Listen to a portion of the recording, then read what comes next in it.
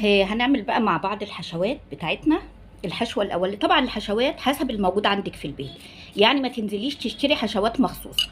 الموجود عندك في البيت هنعمل بيه. أول حشوة أنا عملتها دي زي ما انتم شايفين كده، جبنة موتزاريلا وحطيت عليها زعتر ورشة نعناع ناشف وحتة دبس فلفل، لأن هنا بيحبوا عندي الحاجة حامية شوية. دي الحشوة الأولانية. زي ما قلت لك الحشوات مش كلاسيكية، يعني مش لازم تقلديها بالظبط. الحشوة اللي تعجبك اعمليها. اهي ممكن تكون عندك لحمة مفرومة تحشي بيها، ممكن عندك تونة ممكن تحشي بيها. المناقيش بتتحشي اي حاجة، بس انا طبعا ما بحبش اللحمة وما بحبش التونة في البيتزا والمناقيش والحاجات دي. دي اول حشوة. الحشوة التانية عبارة عن برضو جبنة موتزاريلا اهي، وهحط عليها رشة كاتشب كده. زي ما قلت لكم الحشوات دي اختيارية، مش حاجة محفوظة يعني. وهقطع عليها برضو فلفل اخضر. لو انت عندك بقدونس او اي حاجات خضرة بقى حطيها، الحاجة الموجودة عندك. انا هحط عليها فلفل اخضر اهو. انا مش هحط، يعني انا ممكن عندي لحمه مفرومه، بس انا بطبيعتي ممنوعه من اللحمه اصلا، فما باكلش لحمه، فعشان كده انا بفضل الجبن والحاجات دي في الحشوات بتاعه البيتزا او المناقيش او كده. يبقى انا حطيت هنا فلفل اخضر وحطيت كاتشب، وهحط كمان حبه البركه اهي، حبه البركه. يبقى دي كده حشوه ودي حشوه. ممكن ازود الكاتشب شويه عشان يطعمها، لان الجبنه الموتزاريلا ساعات بتبقى دلع شويه. دي الحشوه التانية. اما بالنسبه بقى للحشوه التالتة، فانا هعملها جبنه بيضه. اعملها جبنه بيضه عاديه خالص اهي. هعمل بيها جبنه بالفلفل اصلا اهي، بوريكم ان هي فيها فلفل. دي الحشوه التالتة بتاعتي. يبقى الحشوات زي ما قلنا اختياريه ومش يعني حاجه بتاعتك انت. دول الثلاث حشوات اللي انا هحشي بيهم المناقيش بتاعتي. هركنهم بقى كده، وهاخد واحده من العجينه بتاعتي دي وهفردها بقى كده. طبعا لما بترتاح بتبقى سهله جدا انك انت تفرديها.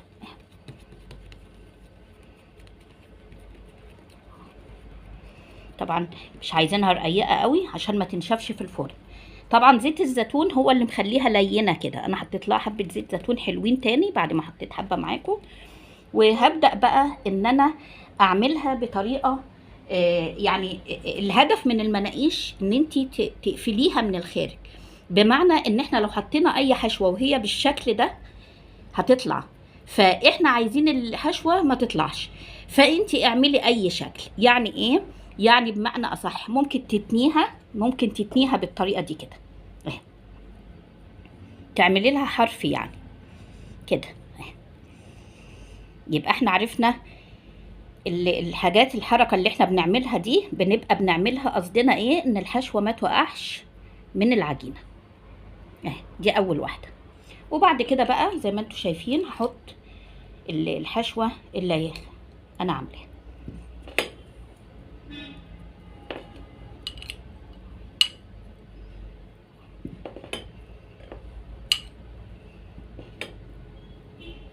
دي كده اول واحده.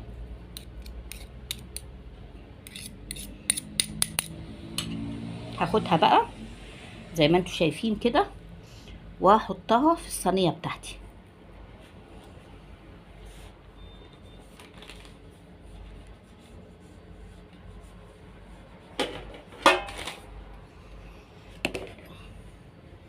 بعد كده هاخد واحده تانية اهي، هبططها بيضاويه بقى عشان هعمل شكل تاني اهي كده. وهاجي من هنا كده ومن هنا هقفلها كده اهي،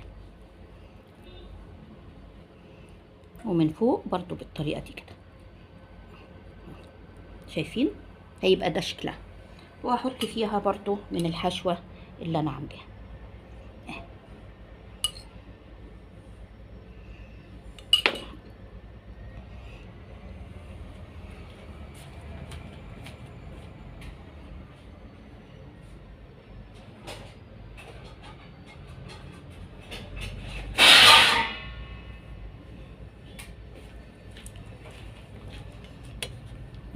بصوا زي ما انتوا شايفين كده اهي، واحطها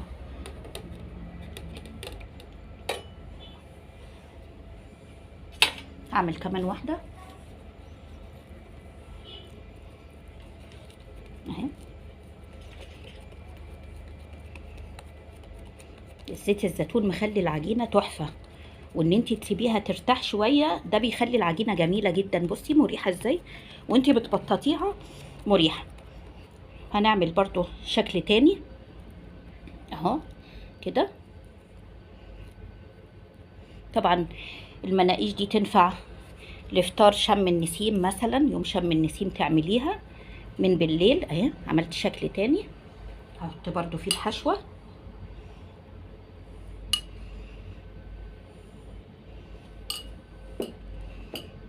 زي ما قلنا، الحشوه اختياريه.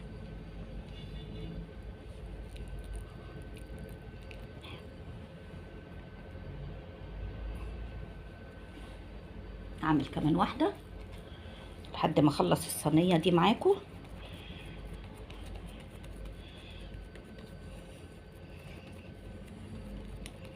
عمايلها سهله جدا اهي زي ما انتوا شايفين.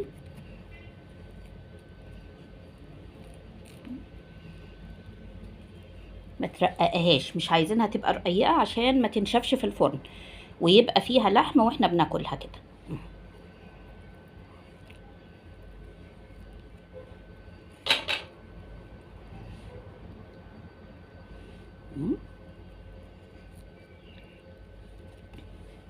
نحط برضو فيها من دي.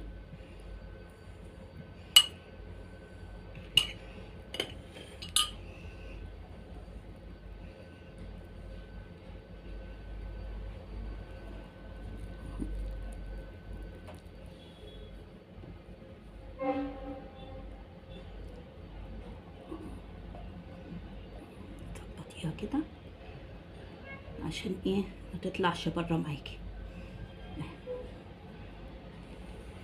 اعمل كمان واحده على قد الصينيه.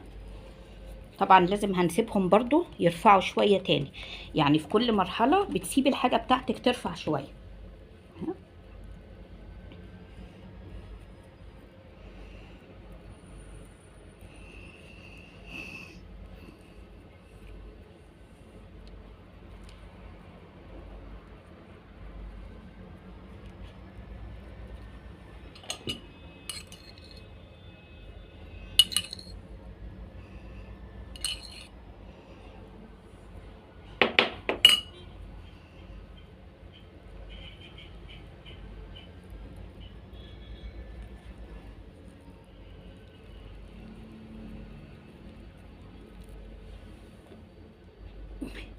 ودي شكل كمان تاني.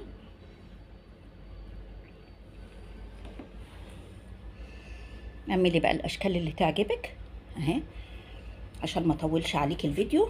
هخبزهم بقى وهكمل الكميه وهوريك النتيجه بتاعتهم لما تطلع من الفرن. ممكن كمان نرش عليهم كده زياده رشه كاتشب.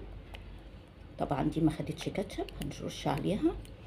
طبعا العجينه دي تنفع للبيتزا وتنفع للمناقيش زي ما انت شايفه بالطريقه دي كده.